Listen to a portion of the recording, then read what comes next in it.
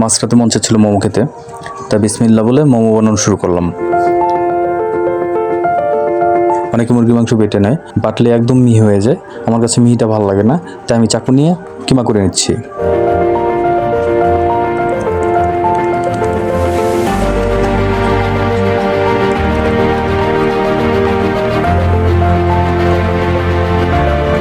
পেঁয়াজ ও কাঁচামরিচ কুচি করে নিলাম। আমার মাংস কিমা করা হয়ে গেছে। কিমা করা মাংস দিয়ে দিলাম 1 চামচ সয়া সস, দিয়ে দিচ্ছি আটা বাটা, রসুন বাটা, পরিমাণ মতো লবণ, গোলমরিচ গুঁড়া,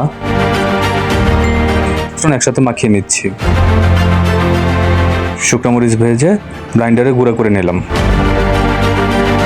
এখন একটা পাত্রে তেল গরম করে দিয়ে দিয়েছি পেঁয়াজ কুচি, মরিচ কুচি,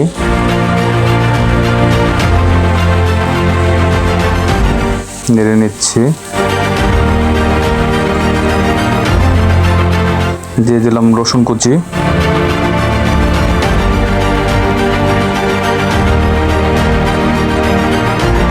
এবার এতে দিয়ে দিচ্ছি মশলা মাখানো কিমাটা।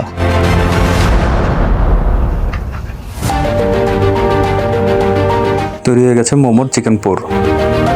রুটি বানানোর মতো আটা মতে নিচ্ছি। খাম্বিটা রুটির বানানোর খাম্বিরের মতোই হবে। আমার রুটি গোল হয় না, তাই রুটি বানিয়ে চায়ের কাপ বসিয়ে গোল করে কেটে নিয়েছি। রুটির ভিতর মাংসের পুর দিয়ে কুচি কুচি করে মোমোর আকৃতি আনার চেষ্টা করছি। আমার কাছে মনে হয় মোমো বানানোর ভিতর সবচেয়ে কঠিন বাটিটা। দেখতে একদম ইজি মনে হলো, এই কুচি দেওয়াটাই সবচেয়ে কঠিন কাজ। এখন খুব ভালো না হলো, আশা করি বিয়ের পর বউয়ের শাড়ির কুচি ঠিক করতে করতে মোমোর কুচিও শিখে যাব। আর দেখতে যেমনই হোক, খেতে মজা হলেই হয়েছে।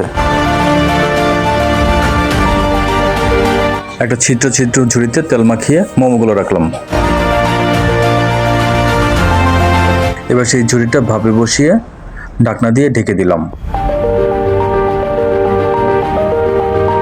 ভাপে মোমো হতে হতে আমি মোমোর জন্য তৈরি করে নিচ্ছি স্পাইসি সস। একটা কাপে দিয়ে নিচ্ছি 1/2 চামচ লবণ,